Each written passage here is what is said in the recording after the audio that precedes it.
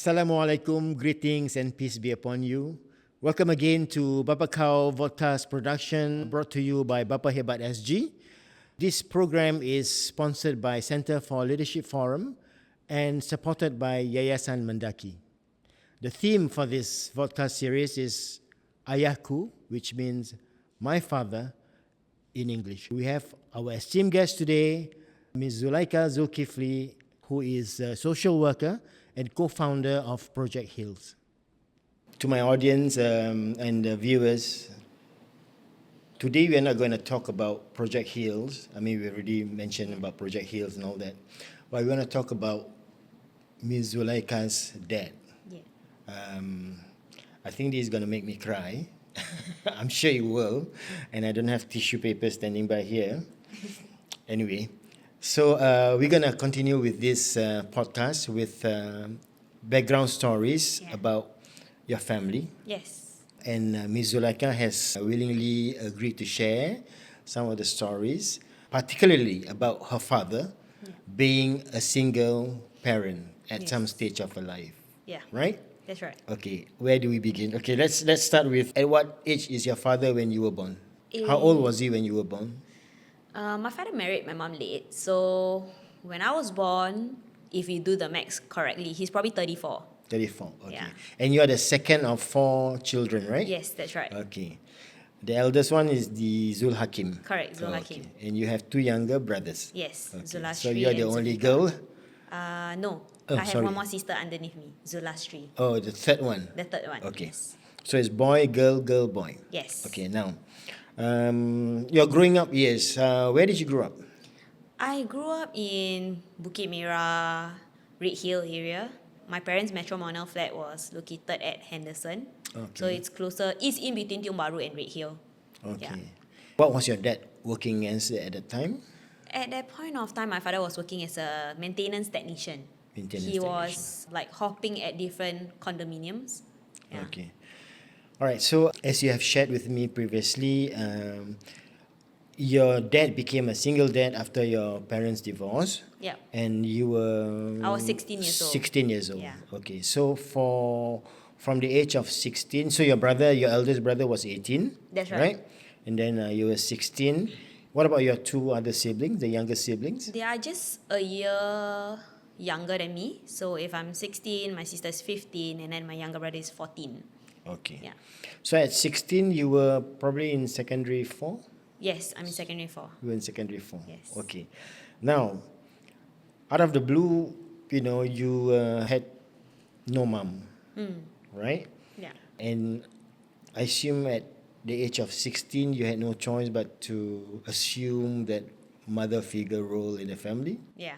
Because your dad has to take care of 4, Correct. and he has to work and make sure that, make the ends meet and all that, right? But when you were growing up, how was his character, his temperament, his parenting style? Can you, as far as you can recall? We're trying to break it pre-16 and after 16. Okay. Okay? Okay, got it. Yeah, because pre-16 he had your mom, Yeah, right? Yeah. correct. So and after you turn 16, he's alone, right? That's right. So maybe we can put it in different contexts. Context. Okay, so pre-16, I see my father as someone who's very involved in our day-to-day activities. I think despite being the sole breadwinner of the family, my mom was a homemaker. So despite being a sole breadwinner of the family, he takes constant effort to get to know our day-to-day life. What do we study in school? How was school? And I think for someone who has no formal education, he goes above and beyond to just get to know about his children day-to-day life lah.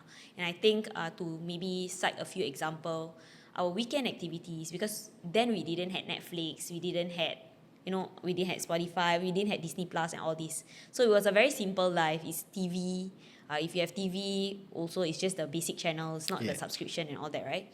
Every weekend, he make it a point for us to read newspaper together as siblings. Every weekend? Every weekend. And he will get us to highlight big words that we don't understand. to strengthen our vocab. English and Malay? English and Malay. Wow, okay, And wonderful. then he will have this thick dictionary where we among our four siblings would share, be it the Malay dictionary and the English dictionary.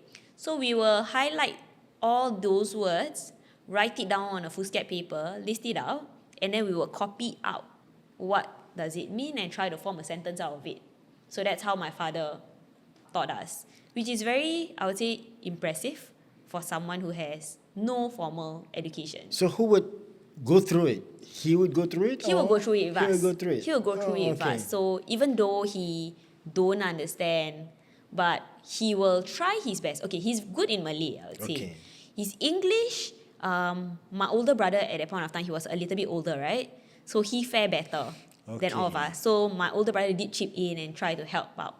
But he could read.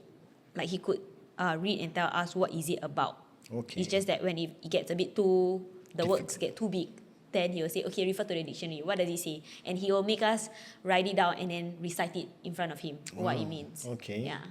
So He then does it became a that, memory game. A very hands-on... Yeah, he's a very hands-on person. Another example, perhaps? Another example, we struggle a lot with mathematics. Okay. Yeah, for me, I had dyslexia.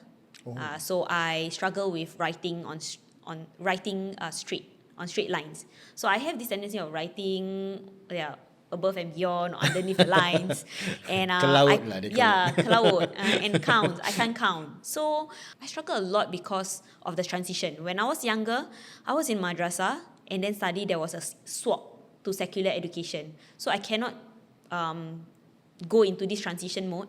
I think he saw himself in me. Okay. He saw how difficult it was learning for me.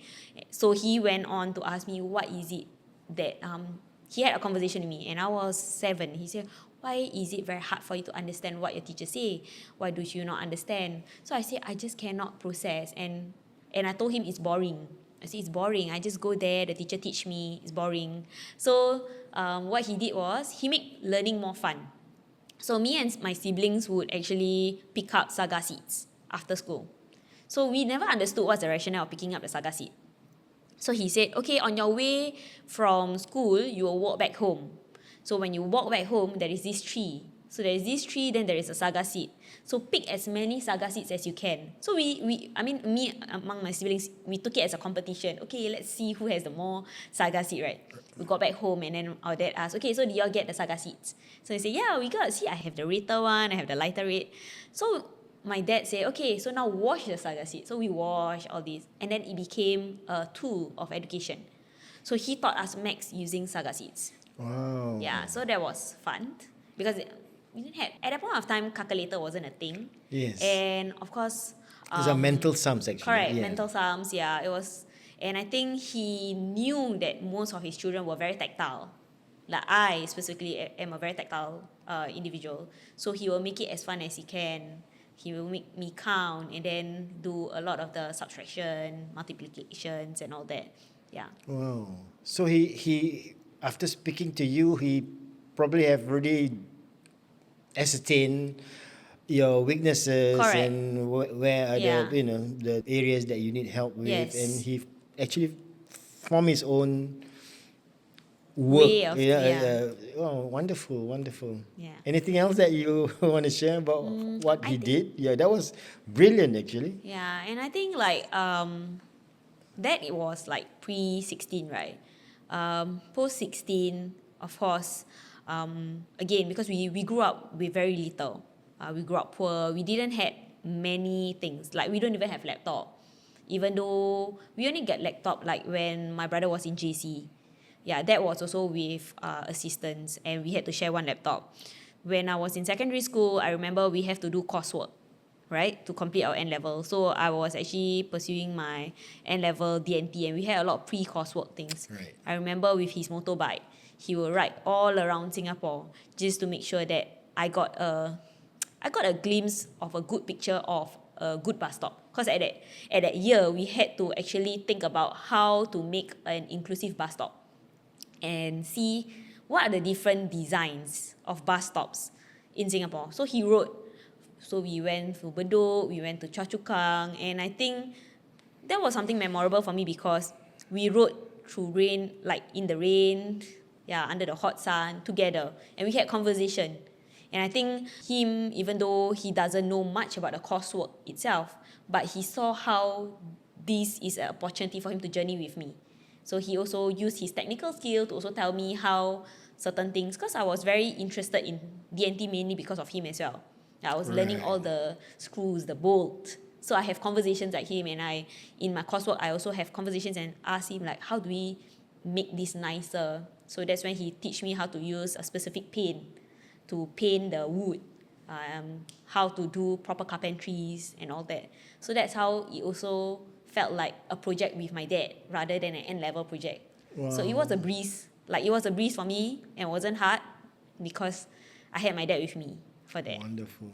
Okay, before we move to the next sets of questions, what's your most memorable childhood moment that you had with him? I mean, besides the fact that he helped you with this, and brings you to the bus stop around Singapore, your most memorable one that you will never ever forget?